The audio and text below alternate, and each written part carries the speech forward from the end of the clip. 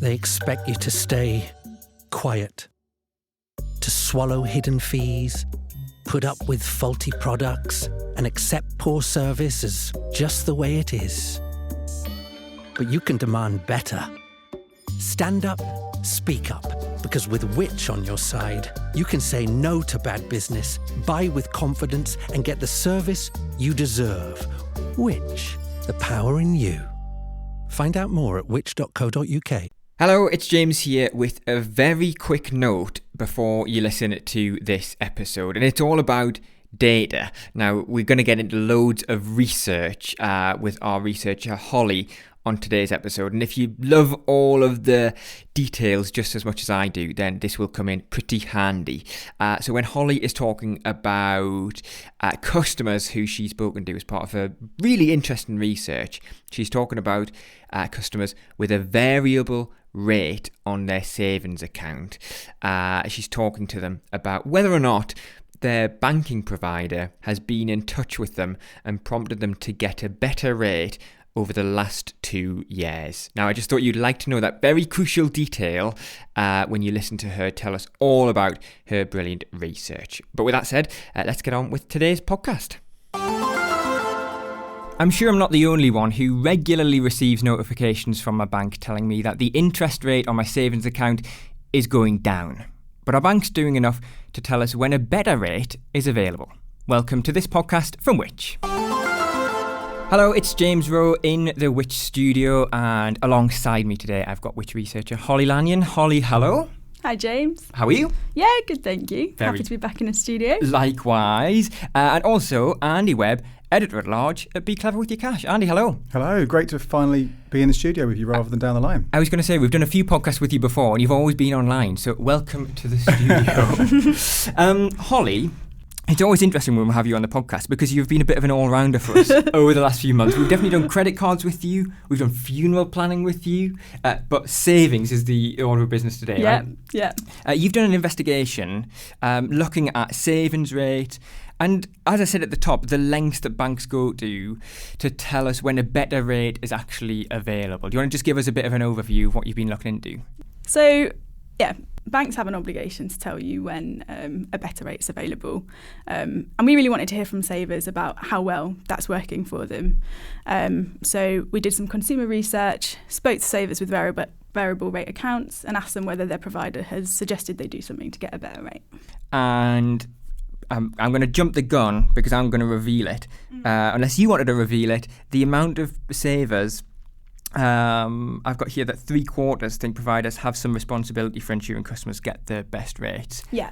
Now that's true, but equally you said that there is a responsibility. You know, there's an obligation on banks to do that. Yeah, exactly. So the Financial Conduct Authority did some work in 2023 when the Consumer Duty came into effect. They reviewed the cash savings market and they found some areas of concern. So especially easy access accounts had really low rates. They found that loyal customers were being penalised where banks were reissuing products with better interest rates, and often switching processes weren't that easy.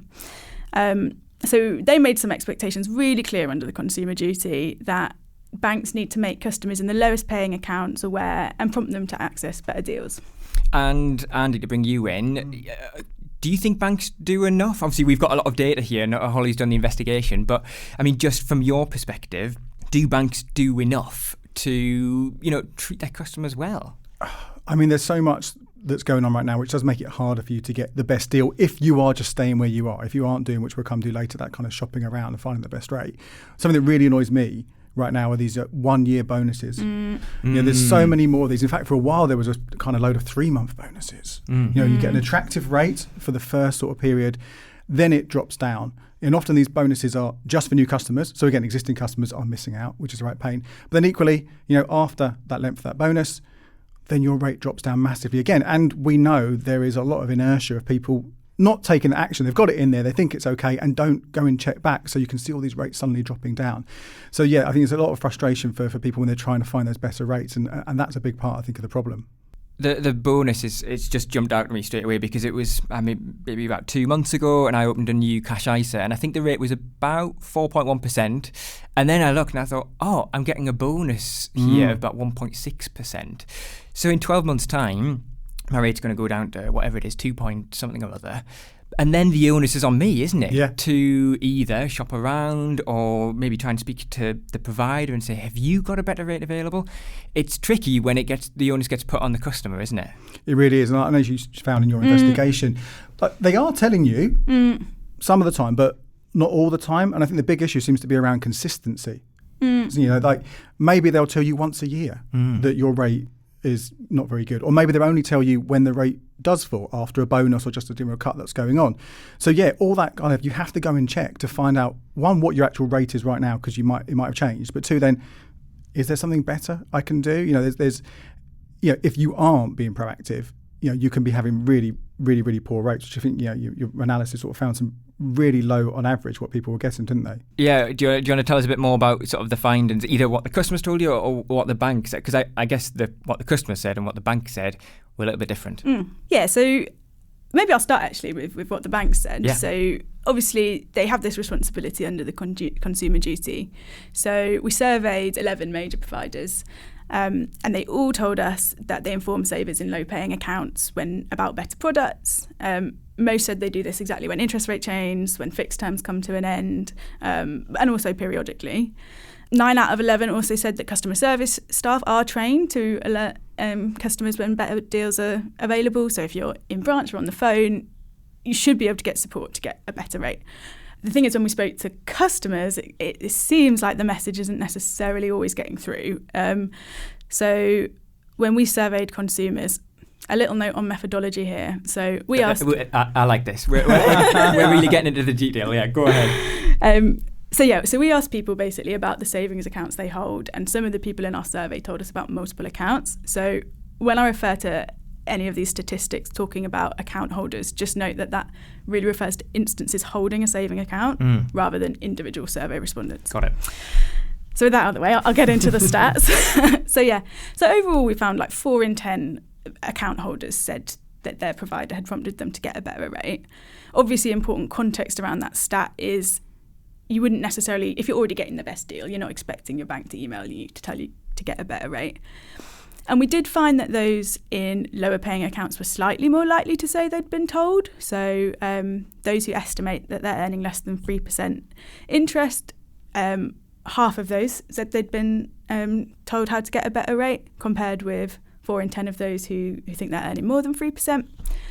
But interestingly, what seemed to be the more important factor was how much money you have in your account. So we found that those who saved the most were more than twice as likely to say that their provider had prompted them to get a better rate than those with the least in their account.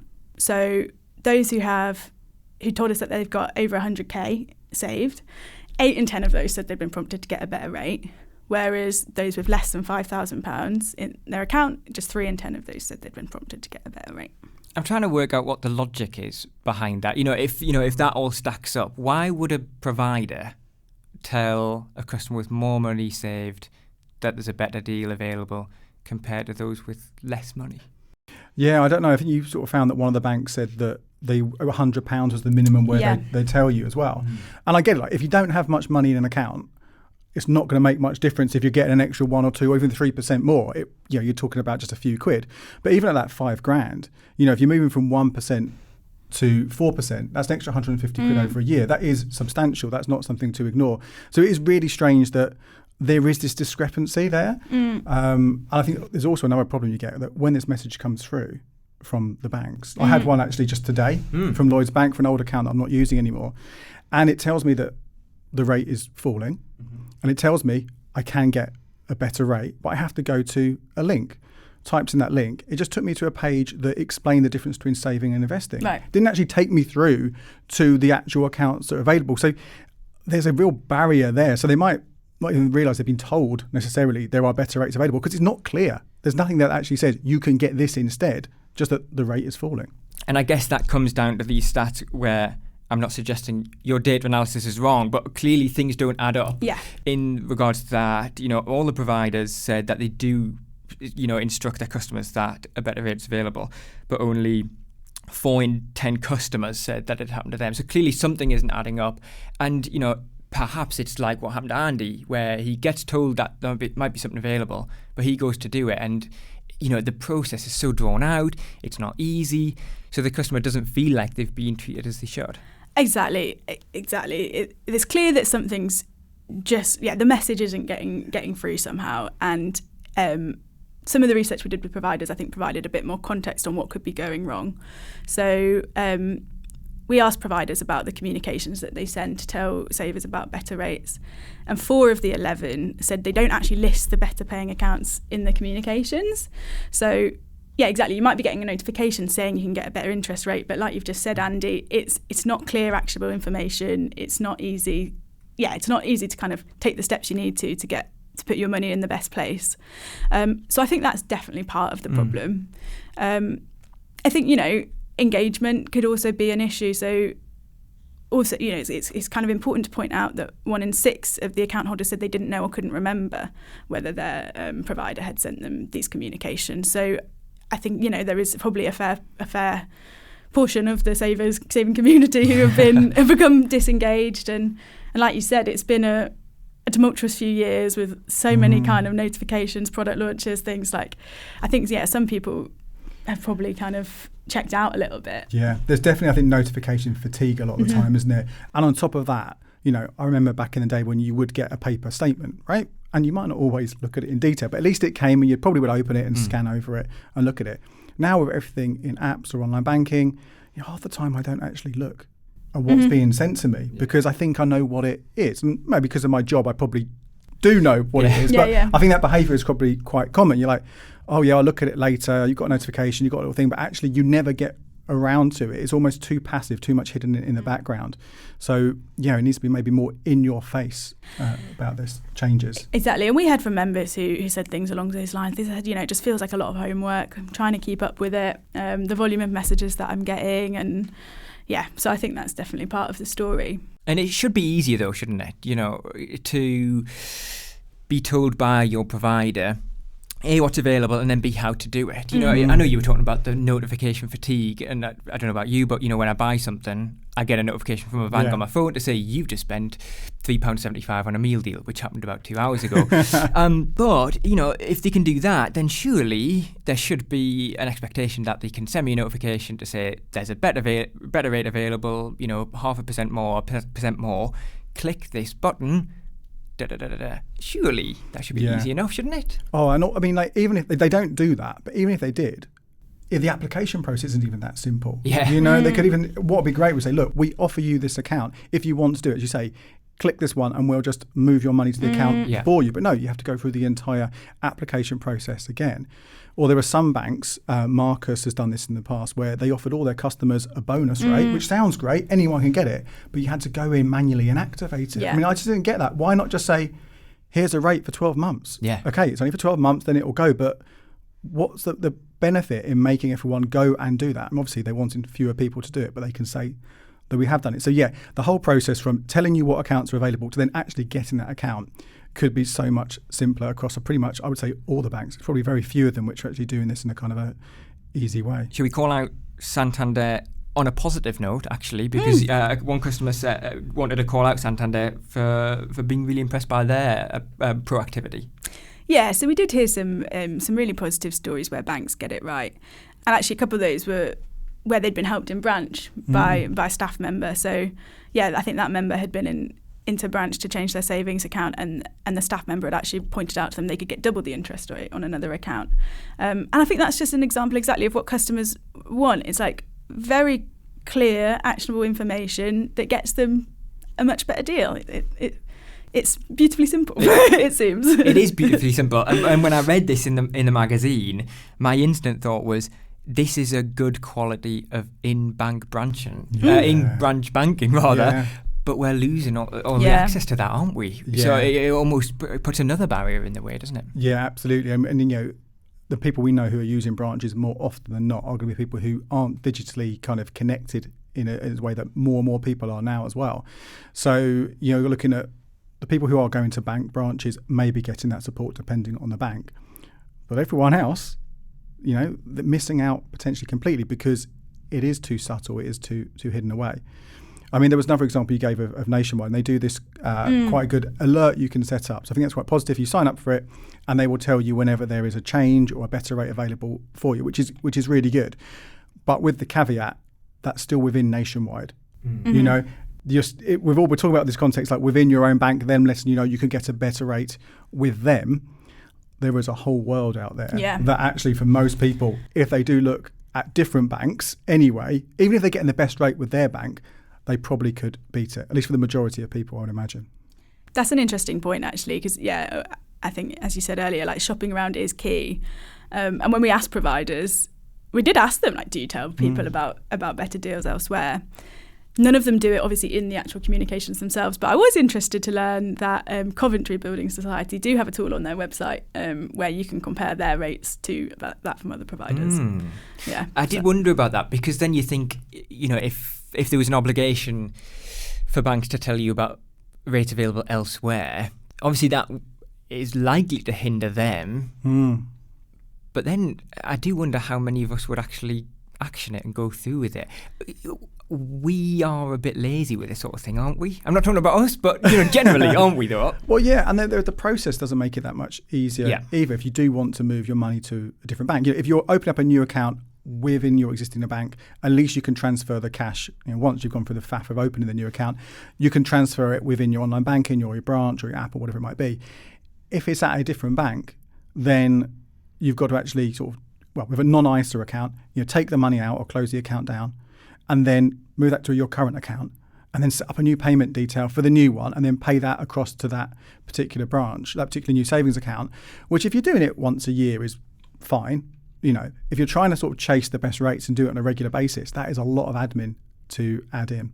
Should we talk about the regulator? So we're talking about the FCA here, aren't we, the Financial Conduct Authority? What more can they do, and what more do they need more powers, effectively, to try and improve this situation? Something that came out so that the FCA did their cash market savings review in 2023 and then an update in 2024. And a lot of the things we were saying about, the communications being too passive or generic, they pulled out some of those points in that review and said, a lot of the time the information isn't clear and actionable enough.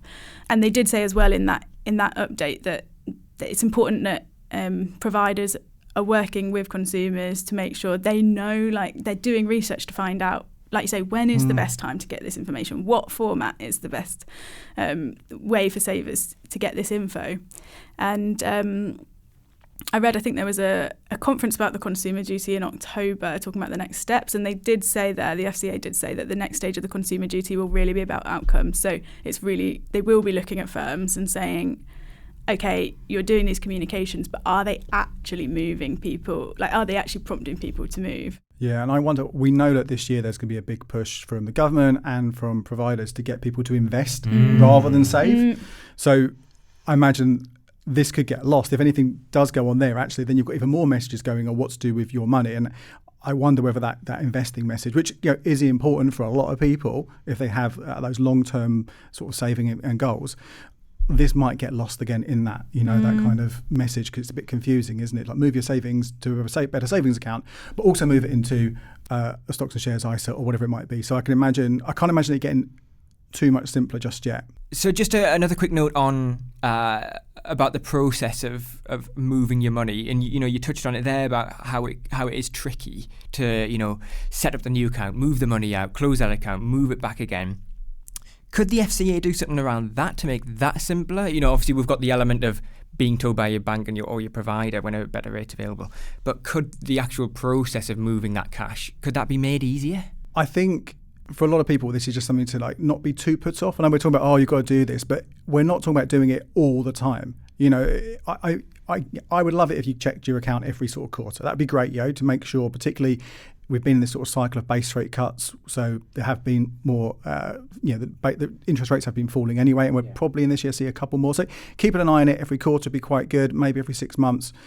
But you don't have to be doing it all the time. You don't have to sort of watch every sort of minute little change in the account. So we're saying, maybe a couple of times a year, maybe just once a year, you're opening up a new account and moving it. And if you've got a decent sum, and you're getting a significantly better rate, it's worth that time to do that, to make sure you are, spend a little bit of admin time. It's not a huge amount. So I wouldn't say it's worth prioritising changing that process right now, and don't put people off. It's just a bit annoying that is how it works. Yeah, that's in my note here. I've said, hopefully this doesn't put people off. Yeah, because it's tricky, isn't it? Especially because I don't know how it works for you when you save money, but for me, every payday, I sort of go through all of the money admin and get everything sorted on that one day.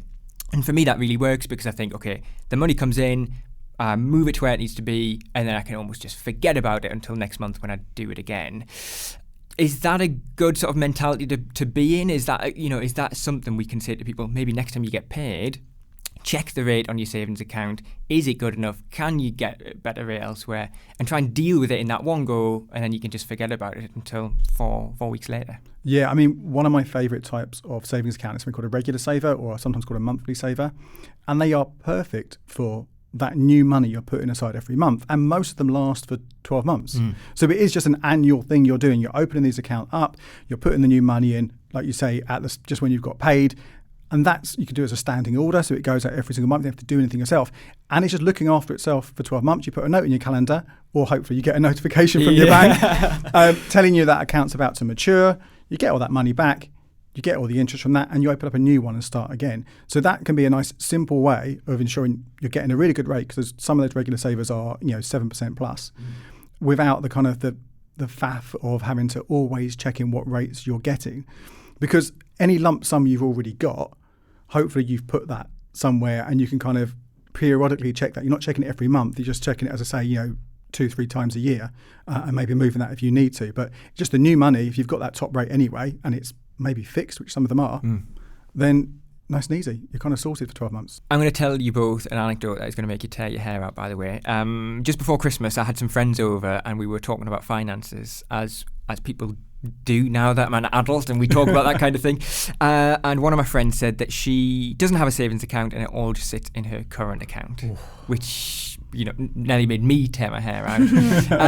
That is simply not a wise decision, is it? No, but you'd be surprised. So I did a separate story actually in the same issue of the magazine, looking at how many people use their current account for savings. And we surveyed current account holders, and 2 in 5 said they keep savings in it. On average, around £3,800. Oh wow! So that's a lot. Yeah. Not an insignificant amount of money. No, then. and some saved a lot more. So I think it was around a quarter said they had over 15,000 saved in their current account. Wow. Yeah. And I mean, the big problem there obviously is that most current accounts are offering zero, not even a low rate of interest, no interest at all. So you're missing out on a huge amount of cash. Even if you had it in a really bad account paying 1%, you're going to be doing better. But obviously we know you can get 4% relatively easily right now. So yeah, that's the big reason to not put it in your current account. But there are a few other reasons as well where you might want to move it out. And a big one for me is, if you keep your savings in your current account, it's so much easier to unintentionally dip into that cash and spend it without realising. Just because it's there. Yeah, absolutely. Or you just sort of, I'm spending, the balance is fine, I'm just spending. Whereas if you put it in a separate account, you have to kind of willfully go into that savings account and transfer the money to your current account so you can spend it. So there's a little bit of friction there that might help prevent some kind of spending you might regret later on. So really important to have it separately, ideally earning it at the best rate you possibly can. And there's a third reason as well. I was chatting to a colleague when I was writing that story, and she made the important point that often as well, if your money's in a saving account, there's less risk of fraud, because most of the time they don't have a card attached, so you're kind of reducing the risk of losing any money to card fraud. Yeah, and a similar thing there as well. We know, like, every year this happens, but last year it felt like it happened more than other times, is when your banking app goes down. Yeah. So if your money is in your current account, or even if it's in a savings account with the same bank, then the app goes down. You can't get it. But if it is a separate account sitting elsewhere, at least you can then hopefully access it, as long as it is a completely different bank. Yeah, and that kind of gives you that little bit extra protection there as well. Yeah, that happened to us. We at a party last year, and there was a few of us there, and as a family, there was 3 of us, me not included, but 3 of them had only had their money with one provider, and they couldn't use their online banking, they couldn't withdraw any cash, they couldn't even use their card or even Apple Pay or anything. So they were just left without being able to spend any money, which was great for them because then I just had to buy everything. But it does show that it is important to have that, the money sort of spread out, in cases like that. Yeah, definitely. And people, oh no, I've got to remember another login or things. But so much more now. You've got Face ID or whatever it might be. So it's not that difficult. Yeah. Just if you only access it periodically, just make sure that password is somewhere safely protected, not that anyone can get into it. And you're getting the best of both worlds then. I'm going to ask you about the best rates available right now. You seem like the sort of person, either, I know you do have a little sheet of paper in front of you, but I imagine, is this sort of thing just sort of buried away in your head already? Like it just comes naturally to you? Yeah, well, so what I do every month on our YouTube channel, I'm doing a kind of savings update there anyway, so I'm kind of always sort of plugged into what's going on. So I've got them written down here, but I don't even have to look at it. Okay, I'm going to keep an eye on that. What they are. So obviously these can change, rates do change quite frequently, and it kind of depends what kind of account you're after. So if you want kind of an easy access account without any restrictions, the best rates right now are reserved for new customers. So you've got those bonuses only for 1 year, but if you are eligible for it, you can get 4.5% with Chase right now. Or if you're looking at an ISA, Trading 212 are offering 4.33% on their cash ISA.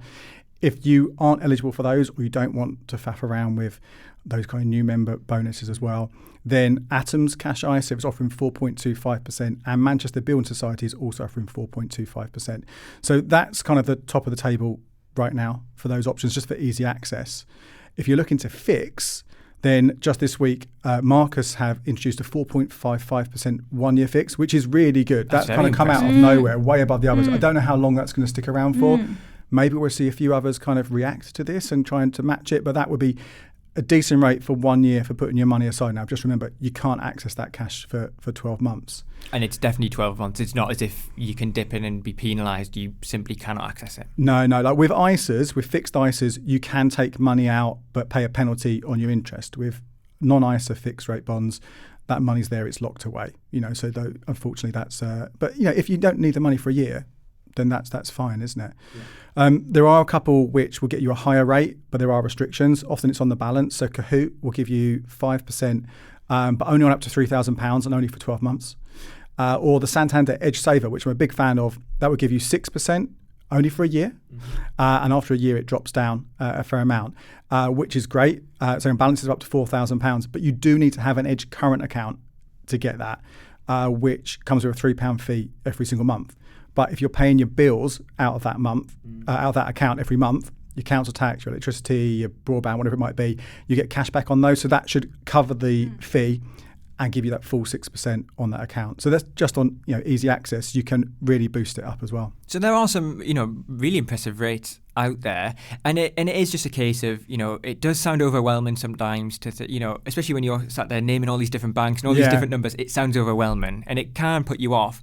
But what would you say to people? Just let's have a look at the list, see what the restrictions are, look at what the rates are, and just get moving with it, get it done, and then you can, in some cases, forget about it for an entire year. Yeah, absolutely, and it will make you money if you've got a few hundred quid. Okay, maybe it's not going to make too much difference. Maybe don't worry about it too much.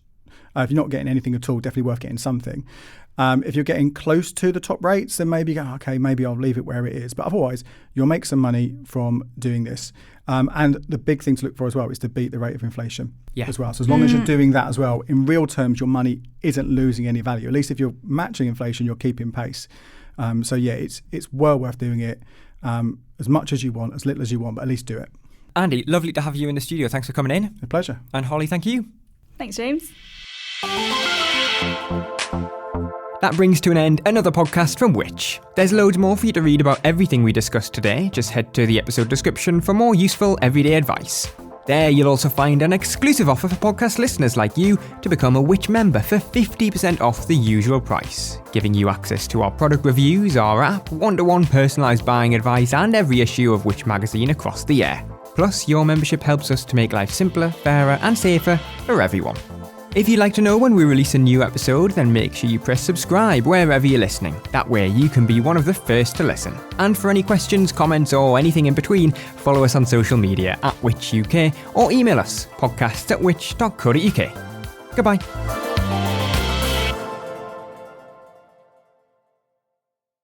They expect you to stay quiet, to swallow hidden fees, put up with faulty products, and accept poor service as just the way it is. But you can demand better. Stand up, speak up, because with Which on your side, you can say no to bad business, buy with confidence, and get the service you deserve. Which, the power in you. Find out more at which.co.uk.